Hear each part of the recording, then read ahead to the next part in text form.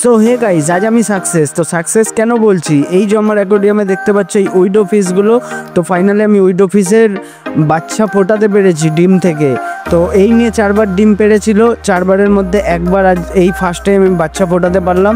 আর এই যে দেখতে পাচ্ছ এখানে একটা পেয়ার দেওয়া রয়েছে, এই পেয়ারটাও ডিম ছাড়বে বলে রেডি হয়ে গেছে, এটাকে আমি বাইরে সেট আপ করেছি। আর এই পাশে যেটা দেখতে পাচ্ছ এখানে আমার ফার্স্টে মলি মাছ বেডিং করে বাচ্চা দিয়েছিল, তো সেই বাচ্চাগুলো এর মধ্যে রাখা রয়েছে।